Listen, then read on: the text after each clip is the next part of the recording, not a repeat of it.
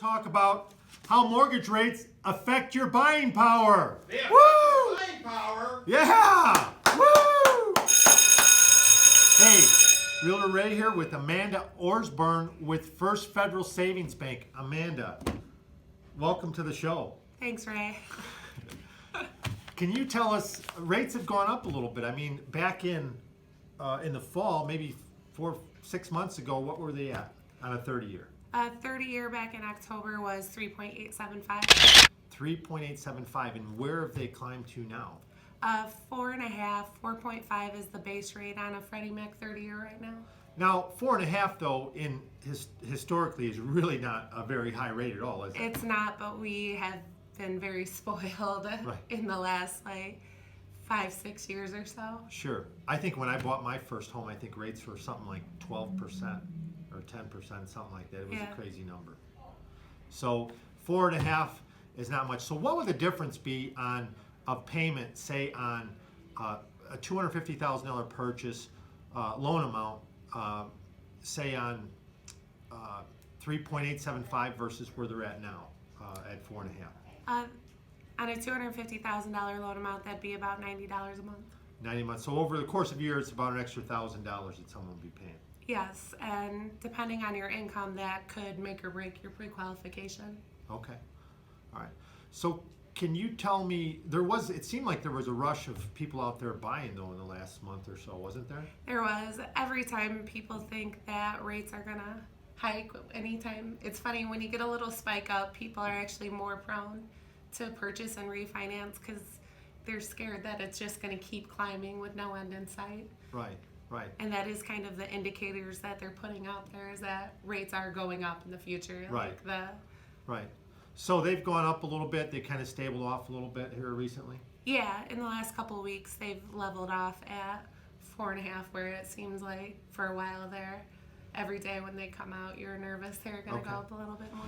So when a buyer of a home goes out there, so this doesn't just affect buyers, but it affects sellers, because as a seller, as rates go up, they have a smaller pool of people that can purchase their home. Is that correct? Absolutely, yeah. And then also, from a buyer's standpoint, it would affect their buying power. And but once they go and apply for a loan, don't they get locked in at a certain rate? You don't lock the rate until you actually have a contract on the property. Okay. So when I pre-qualify people, I always try to do it at a rate that's either an eighth or a quarter higher than where the market is at that time, to give them a little security. That way, if rates go up, you're not sunk. Right. Okay. So you give them a little bit of a cushion there. Yeah. So so basically, though, once they get that locked in, they go out, they get pre-approved for a loan, and I've talked to a number of lenders on here about doing that on the show. But they get pre-approved, they find the house, and then they write an offer. They get a contract accepted. Maybe there's some negotiation back and forth. They get it accepted. They then get that contract to you, correct? Yeah, as soon as you have the signed contract, even if you're in that little grace period where you can still do seller credits and whatnot, you want to get the contract in as soon as possible, because that's what we need to lock the rate. Okay. And what kind of a time frame from, in most cases, it go from contract to close? About 30 days. About 30 days. Yeah.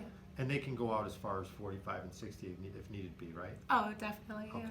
Okay. Because sometimes we're running these situations the way the market is right now, where people, they can't even find a home, and so the buyers and sellers are almost in the same situation. Right, or they need to sell their house on the same day. Correct. That they buy their other house. Right. Yeah. They're approved, but until they close on that house, right? Exactly.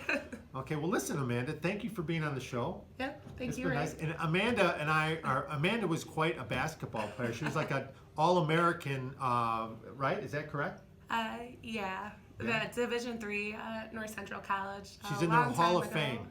So she challenged me to a game of horse, and I can shoot the ball well, and I think I still can. So I'm gonna have to take you up on that. So the next live video will have to take place at a different location. That's right. And we're gonna have Brian Casprison. He's gonna be our referee. There he is, and they're working diligently. Brian, can you say hi? Will you referee the game fairly? I will referee it as fair as I can see it. Now I got to put this camera back where it's level. But anyhow, that's all we have for the show today. Thanks for joining us. And Amanda, if they want to get a hold of you, how can someone get a hold of you for a loan? You could call me, you could email, you can call my cell if you want, Sure. 815-341-8886, or we have a website, shorewoodhomeloans.com. You can apply right on there, and that'll have all my contact information. All right, and you know how to get a hold of Realtor Ray, 815-462-4971, and I'll have it posted at the top. Have a great day. Woo!